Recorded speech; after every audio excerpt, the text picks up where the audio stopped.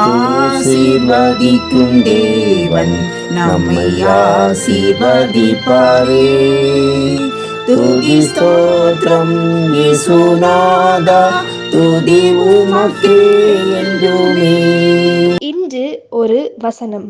அவன் நோரத்தனையாய் அடைந்து நித்திய ஜீவனையும் சுதந்திரித்துக் கொள்ளுவான். மத்தேயு 19:29. அன்புக்குரியவர்களே, மண்ணான நாம் சர்வ வல்லவரை பின்தொடர்ந்து செல்லும் போது நம் மதிப்பு கூடும். பேதுரு, உம்மை பின்பற்றினோமே, எனக்கு என்ன கிடைக்கும் என கேட்டபோது, நீங்களும் என்னை போல சிங்காசனத்தில் அமர்ந்து நியாயம் தீர்ப்பீர்கள் என்றதோடு நோரத்தனையாய் பலனை பெறுவீர்கள் என்றார். மேலும் இயேசுவை பின்பற்றும் போது நித்திய ஜீவனையும் பெற்றுக் கொள்வோம், அதோடு நூறத்தனையாய் பலனையும் பெற்றுக் கொள்வோம். உலகின் ஒளியாம் அவரை பின்பற்றும் போது சூரியனிடமிருந்து ஒளியை பெற்று சந்திரன் வெளிச்சம் கொடுப்பது போல நாமும் மனுஷர் முன்பாக வெளிச்சம் கொடுக்கிறவர்களாக இருப்போம். நம் வெளிச்சத்தினிடத்துக்கு ஜாதிகளும் நம்மளியின் இடத்திற்கு ராஜாக்களும் நடந்து வருவார்கள். அதற்குள் நாம் செய்ய வேண்டியது இயேசு கிறிஸ்துவை நம் முதன்மையாய் வைத்து அவருக்கு பின் செல்ல வேண்டும். எனக்கு எல்லாம் தெரியும், எனக்கு எல்லா திறமையும் உண்டு என கிறிஸ்துவை பின் வைத்து நாம் முன்னே செல்லக்கூடாது.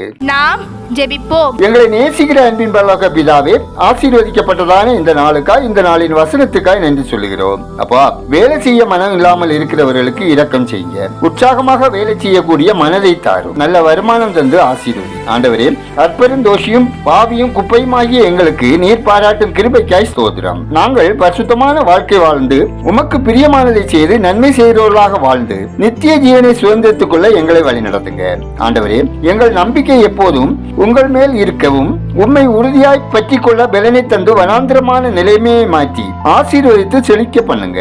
ஆண்டவரே, எங்கள் உறவினர்களையும் நண்பர்களையும் எங்களுக்கு அன்பானவர்களையும் உம்முடைய கரத்தில் ஒப்புடைக்கிறோம். உங்க இடைவிடாத பராமரிப்பினால் பாதுகாத்து உம்முடைய அன்பினால் அவர்களை ஆசீர்வதிக்க ஜெபிக்கிறோம். கர்த்தாவே, உங்க அன்பு பிள்ளைகள் ஒவ்வொருவரின் குடும்பத்திலும் உங்க ஆளுகை வேண்டுமாய் பெருமை, பிரிவினை, பாவ ஆசைகள் ஆகிய தீய ஆவிகளின் கிரியைகள் தடை செய்யப்படவும் அதற்கு அவர்கள் விலைக்கு காக்கப்படவும் அவர்கள் அப்பம், தண்ணீர், பொருளாதாரம், தொழில், வேலை, வியாபாரம், விவசாயம் ஆசீர்வதிக்கப்படவும் ஜெபிக்கிறோம். ஆண்டவரே, தனிமையில் வாழும் மக்களையும் சூழ்நிலைக்கேற்றவாறு வாழ வழி தெரியாதவர்களையும் வியாதியால் பீடிக்கப்பட்டவர்களையும் நம்பிக்கை இழந்து தவிக்கிறவர்களையும் உங்க கரத்தில் ஒப்படைக்கிறோம். இரக்கம் பாராட்டுவீராக.